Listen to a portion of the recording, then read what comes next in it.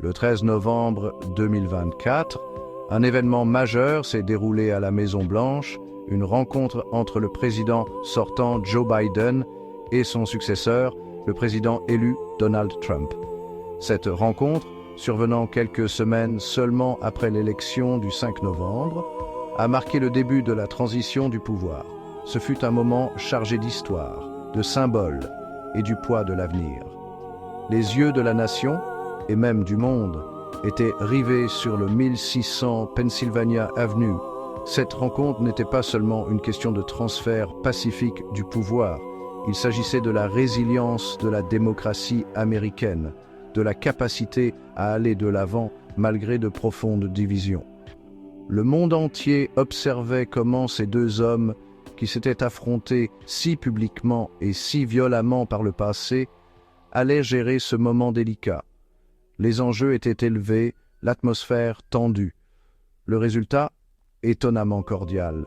Malgré le spectre des animosités passées, la rencontre a été marquée par un degré surprenant de courtoisie et de coopération. Un porte-parole de la Maison-Blanche a qualifié la rencontre d'extrêmement cordiale et d'extrêmement importante, soulignant l'engagement des deux hommes en faveur d'une transition harmonieuse. Trump, connu pour son style combatif, a adopté un ton conciliant. Il s'est engagé à assurer une transition sans heurts, déclarant qu'elle serait aussi fluide que possible. Cet engagement en faveur d'un transfert pacifique du pouvoir était rassurant, compte tenu notamment des événements tumultueux qui avaient entaché la transition de 2020. Biden, pour sa part, a fait écho au sentiment de coopération. Il a exprimé sa volonté de fournir à Trump et à son équipe toutes les ressources et informations nécessaires pour assurer une passation de pouvoir réussie. La rencontre n'était pas qu'un geste symbolique, c'était l'occasion d'aborder des questions nationales et internationales urgentes. L'un des principaux sujets abordés a été le conflit en cours en Ukraine et le rôle des États-Unis dans l'apport d'un soutien. Biden a souligné l'importance d'un soutien américain continu à l'Ukraine, le présentant comme une question de sécurité nationale. Il a insisté sur la nécessité d'un front uni contre l'agression russe et sur l'importance du maintien de la stabilité dans la région. Le processus de transition lui-même a également été un point important de discussion.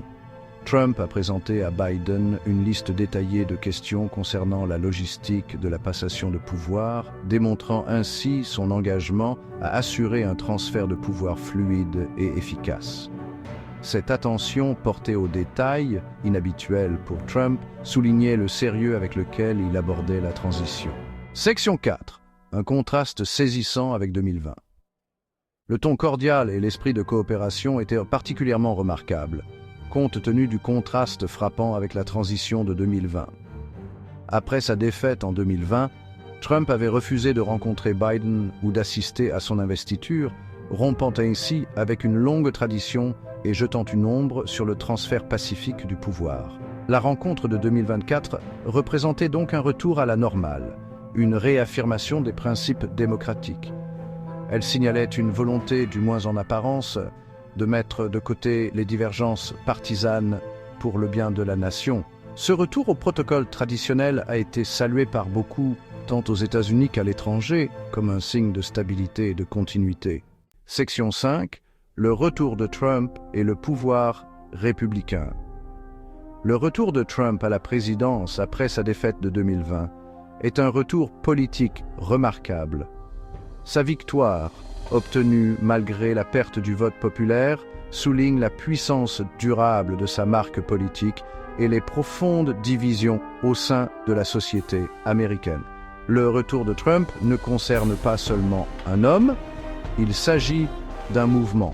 Il revient dans un paysage politique profondément marqué par son premier mandat. Le Parti républicain, désormais fermement sous la coupe de Trump, contrôle à la fois le Sénat et la Chambre des représentants.